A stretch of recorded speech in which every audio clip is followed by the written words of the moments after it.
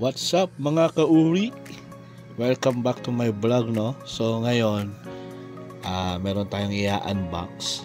So magandang item lalo na sa mga nagmo-motor, no?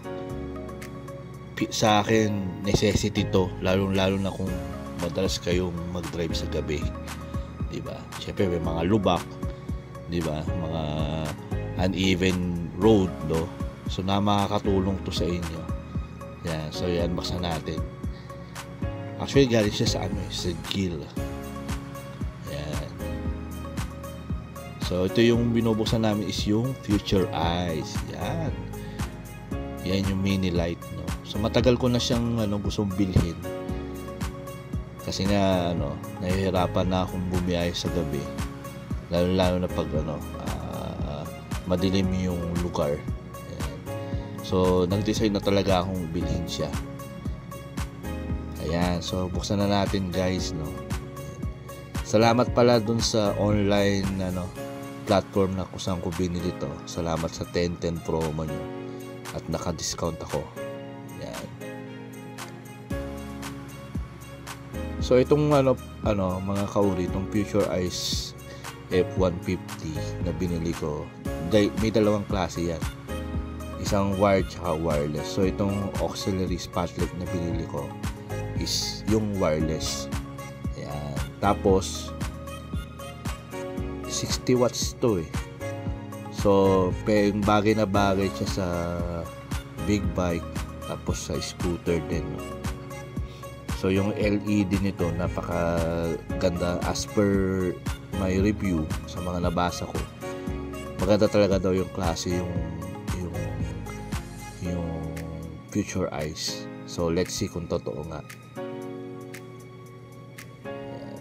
So marami kami nagbubukas, nagtulong-tulong na kami kasi excited kami lahat. Ayan. Yun, tara, buksan na natin. Charan! Yes, Future Eyes. So ayan yung warranty card tsaka yung instruction manual at may kasama pang sticker. So ayun, ganda nung LED. So mga guys, to LED fog spotlight mini driving. Yan ang tawag dyan. So maganda yung build, no.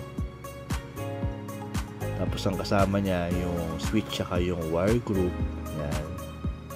So may tatlo yatang wiring yan na kailangan ikabit.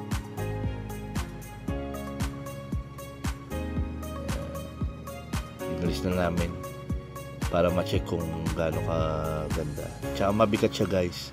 So quality na quality talaga siya. Ayan. So yun, ayan yung mga kasamang mounting screw accessories. Ayan. By the way, guys, no, abangan niya yung aking vlog tungkol dito kasi ipapakabit natin to sa kilalang mekaniko, no, yung pinagkakatiwalaan namin. So ayan yung wireless switch. Ayan, ganda, no. So hindi mo na kailangan ng extra wiring, sa battery na lang. So guys, check it my next video about this. Ipa-vlog ko siya tapos ilalagay ko sa YouTube ko. Hanapin nyo ako sa Kaibro Motovlog. Yan. Salamat po and see you.